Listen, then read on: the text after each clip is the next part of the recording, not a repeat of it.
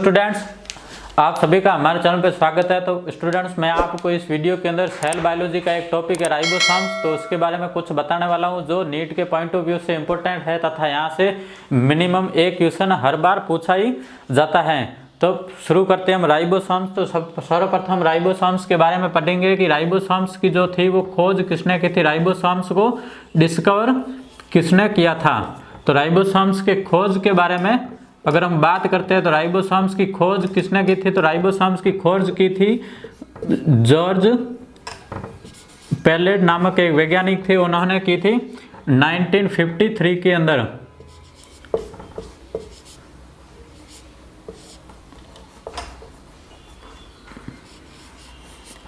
George Pellet 1953।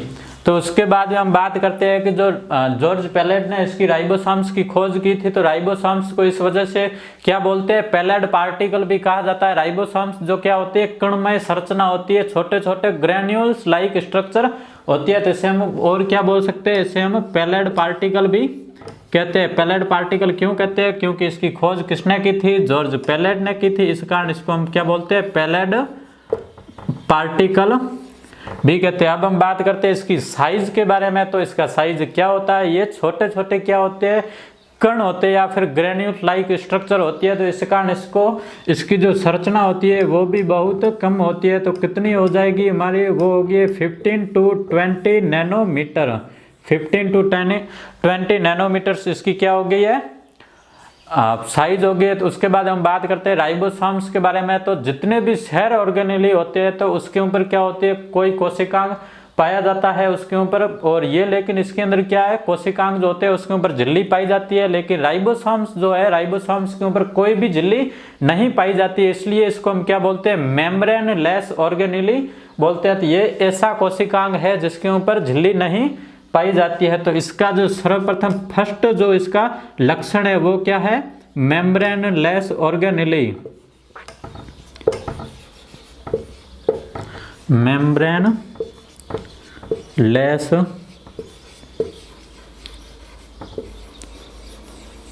Organelle, इसके अंदर क्या होता है, झिल्ली नहीं पाई जाती है, झिल्ली रहित होता है। तो क्या बोलेंगे हम इसको, झिल्ली रहित कोशिकांग भी बोलते हैं, झिल्ली रहित, इसके अंदर झिल्ली नहीं पाई जाती है।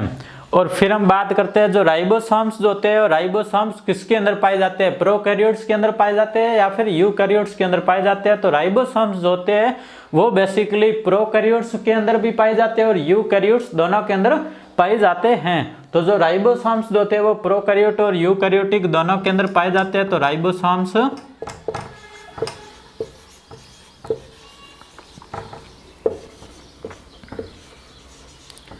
प्रोकैरियोटिक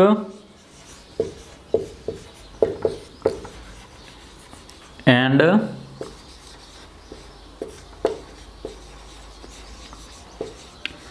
यूकैरियोटिक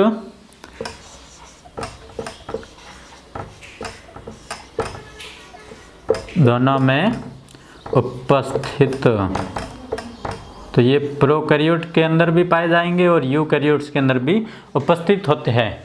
लेकिन जो स्तनधारी होते हैं, जो मैमल्स होते हैं, उसके अंदर क्या होता है, आरबीसी पाई जाती है। तो आरबीसी के अंदर क्या होता है, केंद्रक और कोई भी कोशिकांग जो होता है वो नहीं पाया जाता है, वो एब्सेंट्स होते हैं। तो उसके अंदर भी राइबोसोम्स जो होगा आरबीसी के अंदर, तो आरबीसी के अंदर भी राइबोसोम्स क्या होगा, एब्सेंट होगा।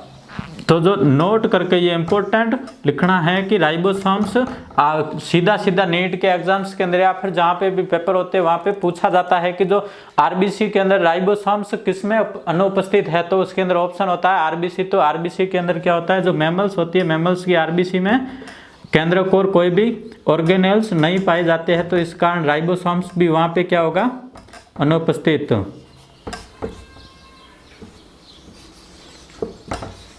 मैमल्स की आरबीसी में एक तो केंद्रक नहीं होता है, केंद्रक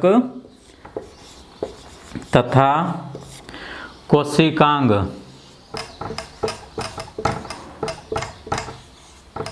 कोई भी कोशिकांग जो होते हैं वो नहीं पाए जाते हैं। नहीं पाए जाते हैं, इसलिए क्या होगा, राइबोसोम्स भी आरबीसी के अंदर क्या होगा, एब्सेंट। राइबोसोम आरबीसी में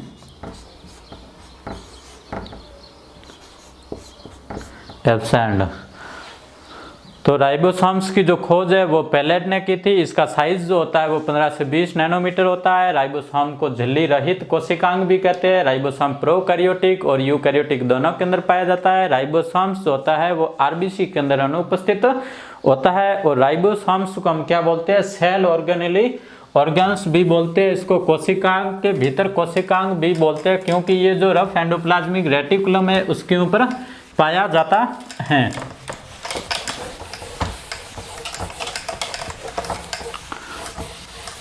तो राइबोसोम्स जो क्या होता है, कोशिका के भीतर कोशिकांग होता है।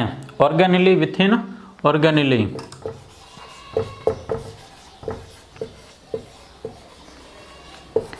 राइबोसोम्स को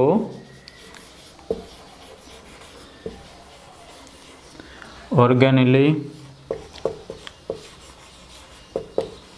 विथ इन ऑर्गेनेली भी कहते हैं। कोशिका के भीतर कोशिकांग भी कहते हैं। और उसके बाद हम बात करते हैं राइबोसोम का। राइबोसोम का जो रासायनिक रूप होता है या फिर रासायनिक संरचना जो होती है, किस किस से ये मिलकर बनता है। तो राइबोसोम्स जो होता है, राइबोसोम सामान्यतः आरएनए राइबोन्यूक्लिक अम्ल व प्रोटीन से, प्रोटीन के क्या होते हैं, दोनों के जुड़ने से बनते हैं, दोनों के संकुल से बनते हैं। तो राइबोसोम्स जो होते हैं ये रासायनिक रूप से किसके बने होते हैं, आरएनए और प्रोटीन के। रासायनिक रूप से आरएनए राइबोन्यूक्लिक अम्ल वह प्रोटीन के क्या है, संकुल। प्रोटीन के संकुल। तो आरएनए प्लस प्रोटीन क्या बनाते हैं, राइबोन्यूक्लियोप्रोटीन। इस वजह से इसको हम क्या बोलेंगे, राइबोन्यूक्लियोप्रोटीन भी कहते हैं। तो इसे हम क्या बोलते हैं, राइबोन्यूक्लियो प्रोटीन भी कहते हैं। तो दो प्रकार के जो राइबोसोम्स, अब हम बात करते हैं राइबोसोम्स के प्रकार के बारे में। तो राइबोसोम्स के जो प्रकार होते हैं वो क्या होते हैं, दो प्रकार के होते हैं, 70S राइबोसोम और 80S राइबोसोम्स के क्या होते हैं, प्रकार। तो इसके अंदर राइबोसोम्स क्या हो जाएंगे,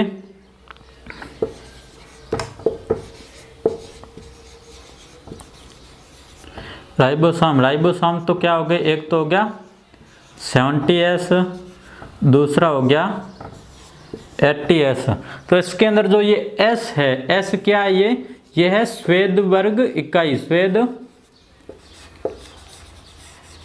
वर्ग यूनिट। स्वेद वर्ग यूनिट होती है जिसको हम क्या बोलते हैं, स्वेद वर्ग कोएफिशिएंट या फिर अवसादन इकाई भी बोलते हैं। इसे हम क्या बोलते हैं,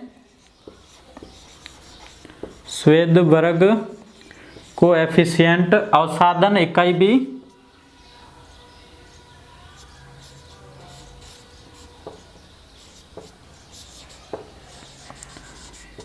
अवसादन इकाई भी इसको हम बोलते हैं, क्योंकि ये क्या करता है, कोशिका झिल्ली के कोशिका जो द्रव्य होता है उसके अंदर राइबोसोम्स के जो बैठने की दर होती है उसको ये बताता है। और ये इनडायरेक्टली क्या करता है, ये घनत्व को दर्शाता है। किसको दर्शाता है, घनत्व जो होता है, घनत्व को ये दर्शाता है।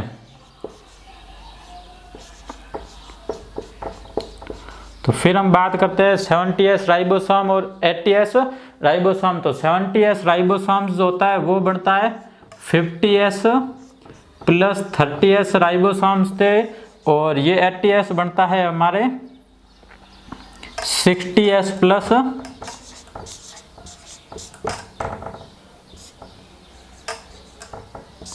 40S राइबोसोम से मिलकर बनता है। तो उसके बाद में हम बात करेंगे राइबोसोम्स के स्ट्रक्चर। तो हमने पढ़ लिया राइबोसोम्स जो होते हैं वो 70S राइबोसोम्स कहाँ पे पाए जाते हैं और 80S राइबोसोम्स कहाँ पे पाए जाते हैं, हमारे शरीर के अंदर कहाँ कहाँ उपस्थित होते हैं। तो फ्रेंड्स जो 70s राइबोसोम्स जो होते हैं वो प्रोकैरियोटिक जो सेल होती है उसके अंदर जो कोशिका द्रव्य होता है उसके अंदर उपस्थित होता है। और कहाँ पे पाया जाता है? और पाया जाता है ये माइटोकॉन्ड्रिया में प्लास्टिड, जो प्लास्टिड के अंदर सामान्यतः बात करते हैं हम क्लोरोप्लास्टिड के अंदर, उसके अंदर पाया जाता है। बाद में हम बात करते हैं 70s राइबोसोम्स के। जो 70s राइबोसोम कहाँ पे उपस्थित होता है और 80s राइबोसोम कहाँ पे उपस्थित होता है? तो 70s राइबोसोम्स जो होता है वो प्रोकैरियोटिक सेल्स के अंदर पाया जाता है। प्रोकैरियोटिक सेल्स की जो साइटोप्लाज्म होता है, कोशिका द्रव्य, उसके अंदर उपस्थित होता है। और कहाँ पे उपस्थित होता है? माइटोकॉन्ड्रिया एंड प्लास्टिड्स के अंदर उपस्थित होता है। तो 70s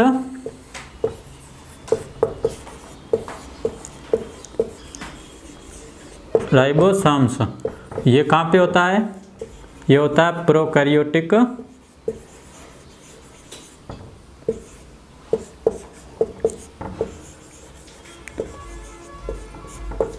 सेल के कोशिका द्रव्य में।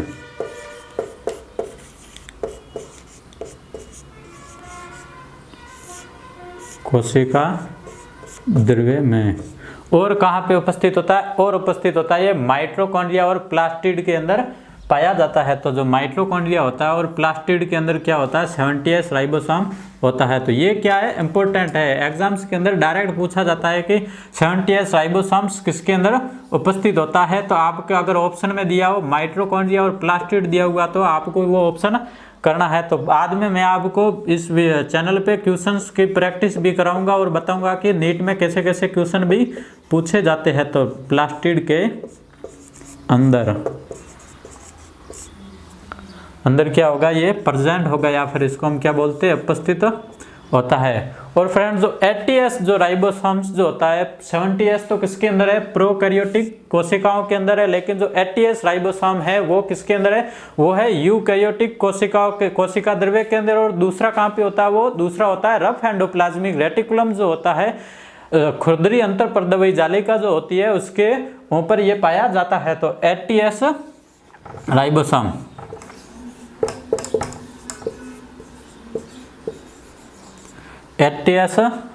राइबोसोम ये फर्स्ट तो हो गया ये यूकैरियोटिक,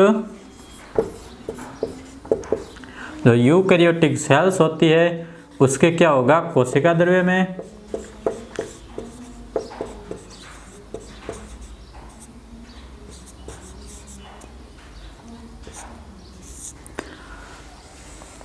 कोशिका द्रव्य में। और दूसरा ये कहाँ पे उपस्थित है? दूसरा ये उपस्थित है रफ एंडोप्लाज्मिक रेटिकुलम। तो आपको जो गोल्जी बॉडी वगैरह हम पढ़ेंगे, जब रफ एंडोप्लाज्मिक रेटिकुलम भी पढ़ेंगे तो एंडोप्लाज्मिक रेटिकुलम के ऊपर कौन सा राइबोसोम्स पाया जाता है? वो पाया जाता है 80s राइबोसोम जो होता है वो रफ एंडोप्लाज्मिक रेटिकुलम पर प्रेजेंट होता है। तो फिर मैंने आपको इतना बता दिया था। उसके बाद में जो 70s और 80s राइबोसोम्स जो होते हैं वो दो उप इकाइयों से मिलकर बनते हैं। 70s 50s उप इकाई और 30s उप इकाई दोनों से मिलकर, और 80s जो होता है वो 60s प्लस 40s दोनों से मिलकर बनता है। तो जो राइबोसोम्स की जो ये दोनों उप इकाइयाँ है इनको स्थायी रखने के लिए जो मैग्नीशियम का जो आयन होता है Mg+2 आयन क्या करता है? स्थायित्व प्रदान करता है। इसको क्या करता है? स्थायित्व प्रदान करता है। राइबोसोम्स को जो दो इकाइयाँ होती है उसको क्या करता है? ये स्थायित्व प्रदान करता है। तो फिर हम बात करते हैं राइबोसोम्स के कार्य के बारे में। तो सबसे इंपॉर्टेंट है राइबोसोम्स। जो राइबोसोम्स हमारे शरीर के अंदर भी सबसे ज़्यादा इंपॉर्टेंट होता है, क्योंकि ये क्या करता है? ये राइबोसोम्स जो प्रोटीन का क्या करता है? संश्लेषण करता है या फिर प्रोटीन का निर्माण करता है। राइबोसोम्स का जो कार्य होता है वो कार्य होता है प्रोटीन का निर्माण करना। तो फ्रेंड जो प्रोटीन का निर्माण करना राइबोसोम्स का क्या होता है? प्रमुख कार्य होता है। इस कारण इसको क्या बोलते हैं? सेल इंजन भी कहा जाता है या फिर प्रोटीन फैक्ट्री ऑफ सेल। जो प्रोटीन फैक्ट्री ऑफ सेल्स यानी कि कोशिका की प्रोटीन निर्माण करने की फैक्ट्री हम किसे बोलते हैं? राइबोसोम्स को बोलते हैं, क्योंकि ये क्या करता है? प्रोटीन का संश्लेषण करता है।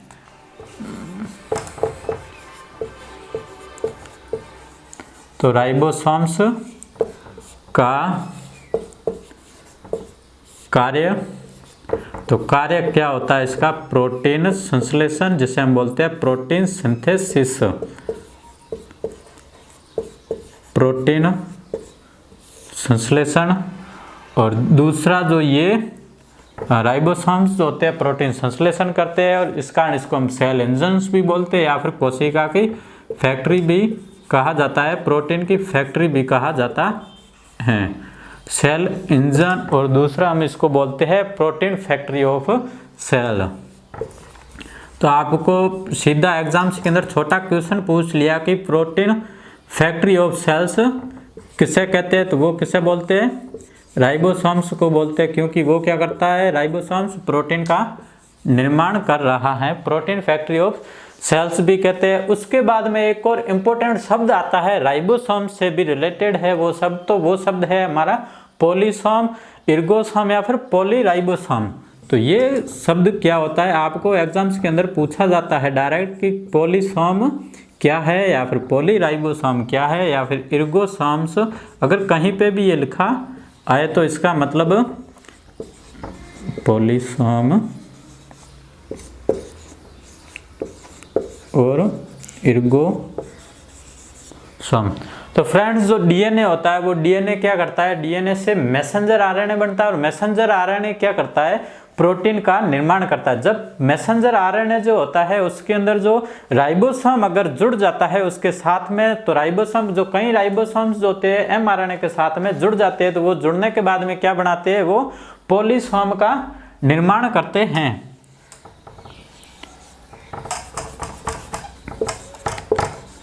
डीएनए से क्या बना, एमआरएनए, और एमआरएनए से किसका निर्माण हो रहा है, एमआरएनए से निर्माण हो रहा है प्रोटीन का। लेकिन अगर इससे क्या जुड़ रहा है, राइबोसोम, तो राइबोसोम जुड़कर क्या बना रहा है, जुड़कर बना रहा है पॉलीसोम। तो फ्रेंड्स जो प्रोटीन संश्लेषण के दौरान कई राइबोसोम्स जो होते हैं वो एमआरएनए से जुड़ जाते हैं, इस कारण से क्या बोलते हैं, हम पॉलीसोम कहते हैं।